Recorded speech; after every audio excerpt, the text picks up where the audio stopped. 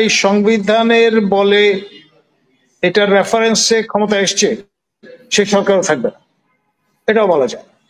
এবং নতুন সরকার গঠন করতে হবে, নতুনতর সেই সনদের নিরীক্ষে দিয়ে আমাদের জানান দেবেন, তখনই আমরা বিশ্বাস করব। কারণ এটা কিন্তু স্থানীয় সরকার পরিষদের নির্বাচন নয় যে স্থানীয় সরকার মন্ত্রণালয় থেকে এটা সবুজ সংকেত দেওয়া হবে, তার ভিত্তিতে নির্বাচন কমিশন স্কেডিউল ডিক্লেয়ার করবে। No way. কিছুটা বোধহয় অনেকটা এরকম, যখনকারটা তখন দেখা যাবে। এই অ্যাটিটিউড নেয়ার কারণেই বোধহয় এই এরকম শান্তশিষ্ট ভাবটা দেখা যাচ্ছে। তবে এটা গ্যারান্টিড যে জুলাই সনদ বা চার্টার যেভাবে আমরা অভিহিত করি না কেন, এটি যখন থেকে কার্যকর হবে তখন থেকে বাংলাদেশের এই বর্তমান পরিস্থিতি পরিবেশ আর এরকম থাকবে না।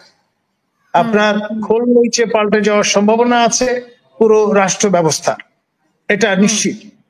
এবং সেই কারণেই কিন্তু আপনার আমার প্রিয় ছাত্র আপনার আবু সাইদ এবং মুগ্ধ তারা জীবন দিয়েছে। সুতরাং জুলাই যেই তারিখে আপনার আবু সাইদ প্রাণ দিয়েছেন, আত্মোৎসর্গ করেছেন, অর্থাৎ 16 তারিখে যত মনে পড়ে আমার, সেই তারিখেই জুলাই ঘোষণাটি আসবে এমনটি আশা করা যায় বা অনুমান করা যায়। আসলে সমস্ত কিছু বদলে যাবে, এটা আপনার ধারণা? ডেফিনেটলি, কারণ এই বাংলাদেশে আর ভবিষ্যতে এইরকম থাকবে না।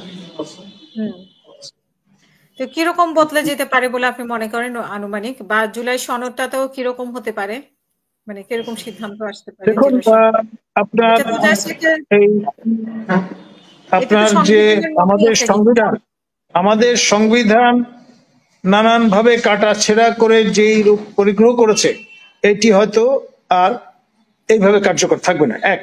আর সেটি না থাকলে যেই সরকার এই সংবিধানের বলে এটার রেফারেন্সে ক্ষমতা এসছে সেই সরকারও থাকবে না, এটাও বলা যায়। এবং নতুন সরকার গঠন করতে হবে, নতুনতর সেই সনদের নিরীক্ষে।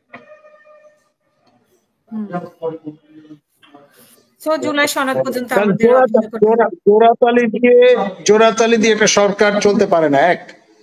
দ্বিতীয়ত হচ্ছে আপনার আইএসপিআর নিশ্চয়ই খেয়াল করেছেন যে মাননীয় প্রধান তৎকালীন বিচারপতি এবং মাননীয় বিচারপতি যে তাদের হেফাজতে ছিলেন, সেনা হেফাজতে, সেটি প্রকাশ করে দিয়েছেন অন রেকর্ড। এখন তাদের বরাত দিয়ে যেই রেফারেন্স হাজির করা হয়েছে সেইটার কার্যকারিতা নিয়েও কিন্তু এখন প্রশ্ন তোলার সুযোগ পাবেন অনেকে। ফলে একটা গোলেমালে যে পরিস্থিতি তৈরি হবে, তার চেয়ে সবচেয়ে বেস্ট কোর্স অফ অ্যাকশন হবে নতুন একটি সরকার গঠন করা এবং নতুন এই সনদের উপর ভিত্তি করে সেই সরকার যাতে গঠিত হয় সে ব্যাপারে সচেষ্ট থাকা। সেটাই আপনার প্রফেসর ইউনূস করবার চেষ্টা করবেন বলে আমার ধারণা। তিনি দেখুন, তিনি বড় মাঠের খেলোয়াড়, বড় ক্যানভাসের খেলোয়াড়। তিনি সিং ইজ বিলিভিং, এই তত্ত্বে বিশ্বাসী। সুতরাং নানান রকমের কথাবার্তা হয়তো তারা বলবেন ঘটনা ঘটবার আগে। এপ্রিল থেকে ফেব্রুয়ারিতে চলে আসলেন এক সপ্তাহের মাথায়। মানে আমি বলেছিলাম না, জামাতে ইসলামী সবচাইতে ডাইনামিক রাজনৈতিক দল বাংলাদেশে। They can know how to play according to the tune. Professor Yunus জামাতের কাছ থেকে হয়তো এটা শিখেছেন এবং সেই কারণে তিনিও ডাইনামিক হওয়ার চেষ্টা করছেন। একবার বলছেন জুন, একবার বলছেন এপ্রিল, এখন বলছেন ফেব্রুয়ারি, তার আগে আবার কিছুদিন আগে বলেছেন ডিসেম্বর। সুতরাং সব রকম আপনার কার্ডই সাজানো আছে টেবিলে, যখন যেটা দরকার সেটা খেলে দেবেন।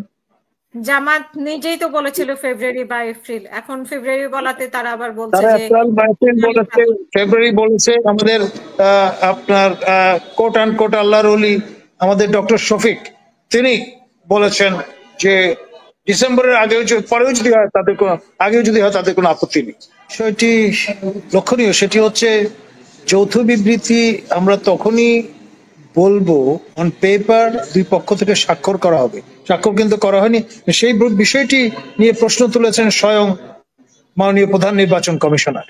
খেয়াল করেন, ইজুরো সেন্সে এটার কোনো ভ্যালিডিটি নেই যতক্ষণ পর্যন্ত স্বাক্ষরিত হচ্ছে তারিখ সহ খেয়াল করেন এক। দ্বিতীয়ত হচ্ছে আপনার যেভাবেই পারে ব্যাখ্যা করার চেষ্টা করতে পারে বর্তমানে এখন যে অবস্থায় আছে। আর আমি ব্যক্তিগতভাবে এই ট্র্যাপে পড়তে চাই না। আপনার এই যে একবার জুন, একবার এপ্রিল, একবার ফেব্রুয়ারি, একবার ডিসেম্বর, নো, ডেফিনেটিভলি এটি নির্বাচন কমিশনের প্রেরোগেটিভ।